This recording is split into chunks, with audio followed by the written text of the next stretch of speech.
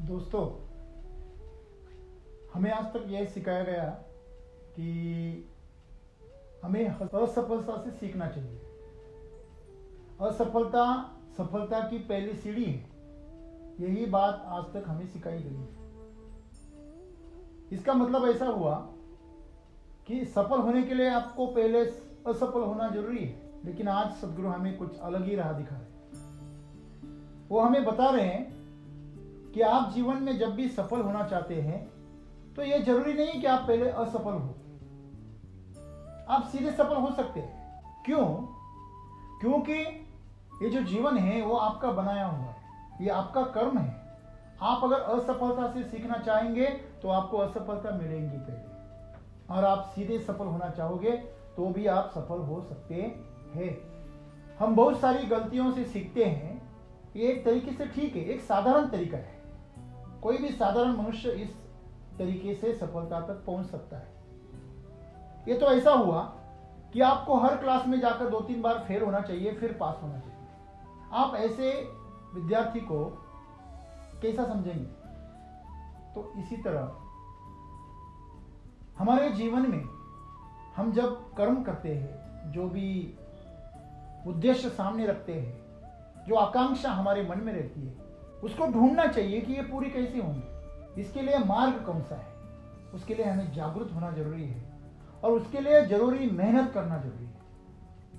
अगर हम उसके लिए जरूरी मेहनत करेंगे, उसी मार्ग पर अडिग होकर चलेंगे, तो आपको असफल होने की कोई जरूरत नहीं है, आप सीधे सफल हो सकते हैं।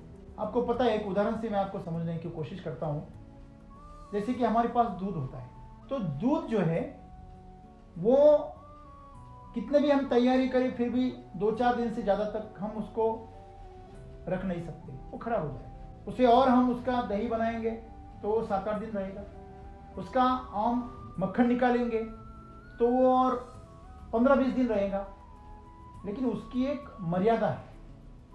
उसमें मर्यादा क्यों है? क्योंकि उसके अंदर अशुद्धि है। जब उस मक्खन को हम अग्नि पर तपाते हैं,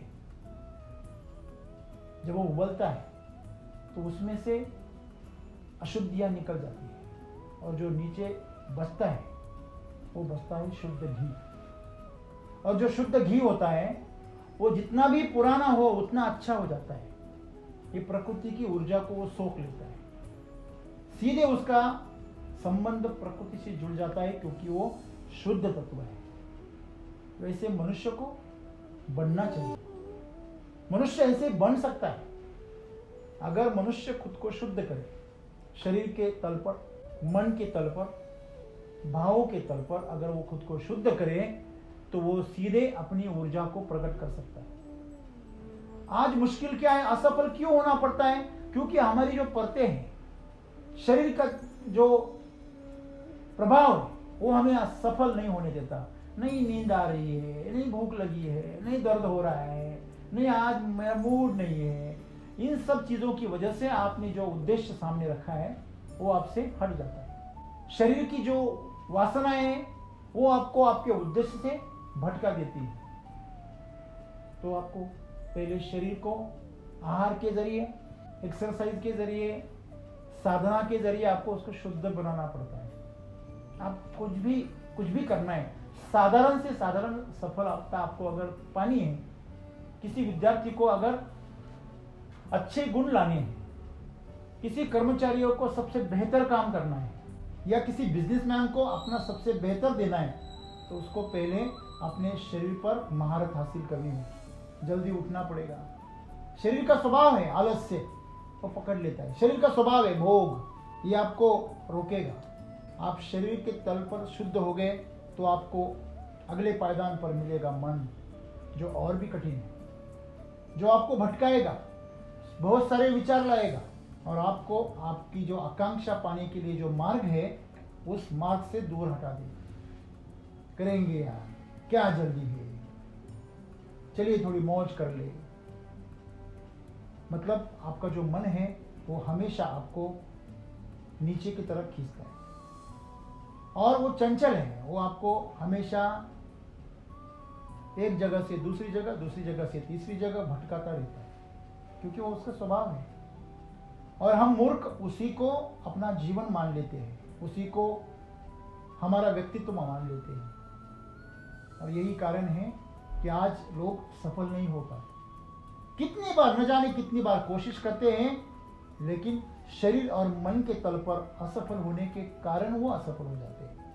ऐसा नहीं है कि उनके जीवन में असफलता आनी जरूरी है, लेकिन वो असफलता आने का जो कारण है वो खुद है, ये प्रकृति नहीं है। ऐसी कोई जरूरी नहीं है कि आप पहले असफल होना चाहिए फिर आप सफल होंगे, लेकिन शरीर और जो मन है इन दोनों के तल पर, और तीसरा जो भाव है, इन तीनों के तल पर अगर आप शुद्ध हो गए तो आप सीधे सफल हो सकते हैं। और एक बार आप सफल होना शुरू हो गए, फिर जीवन में असफलता नाम की कोई चीज नहीं होती। आपने देखा होगा जो योगी होते हैं उनके लिए कोई असफलता नहीं होती। हमारे सामने हमारे भारत का एक सबसे बड़ा उदाहरण जिससे हम बहुत बड़ी सीख ले सकते हैं, एक योगी एक राज्य का मुख्यमंत्री हो गए, उनका नाम भी योगी है।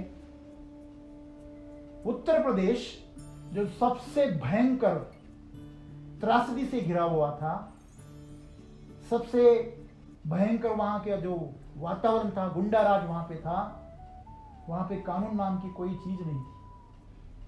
ऐसी जगह पे एक योगी ने आकर चमत्कार कर दिया। आज वहां पर जो कानून तोड़ने वाले हैं वो ढूंढने पड़ते हैं। पुलिस को शांति मिल गई। दोस्तों, आम जनता जो है वहां पे अभी राज कर रही है, वो स्वर्ग सा जीवन जी रही है। ये क्यों है?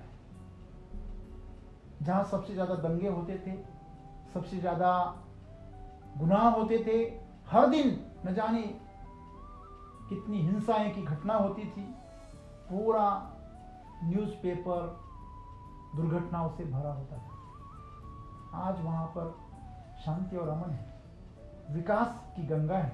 कोई पक्ष है, राजनीतिक पक्ष है, उससे हमें कोई लेना देना नहीं है, लेकिन एक व्यक्ति के तौर पर जब वो प्रशासक एक योगी होता है, एक साधु होता है, तो वो सफल ही होता है। ऐसा नहीं कि उसका ये दूसरा टर्म है, तीसरा टर्म है, पहले में फेल हो गया, दूसरे में, ऐसा कुछ नहीं है, सीधा सफल हो गया। क्यों? क्योंकि उसके पास में कोई वासना नहीं, कोई कामना नहीं है, कोई चाह नहीं है। उसका शरीर शुद्ध है, उसका मन शुद्ध है, उसका भाव शुद्ध है, उसको खुद के लिए कुछ नहीं चाहिए।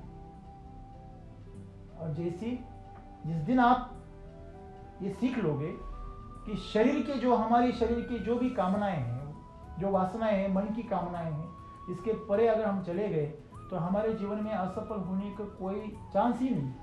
हम असफल होते ही इसलिए हैं क्योंकि हम शरीर के तल पर सफल होना चाहते हैं, मन के तल पर सफल होना चाहते हैं, जो कि असंभव है। क्यों?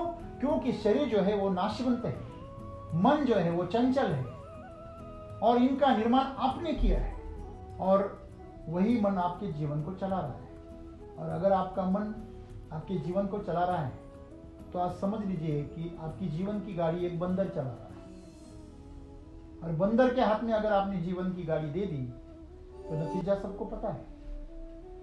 आपका जीवन उससे कुछ अलग है नहीं है।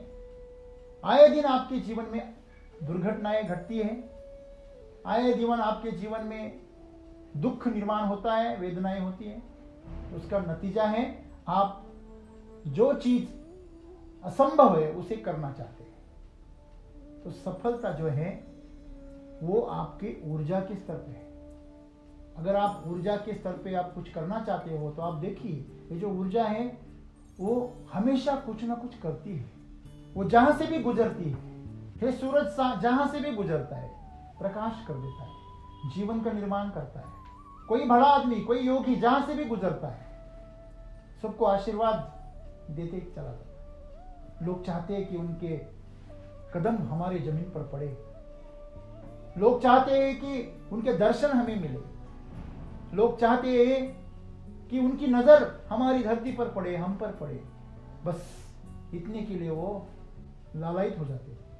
ऐसा क्यों होता है? क्योंकि ये जो लोग होते हैं ये हमेशा सफल ही होते हैं।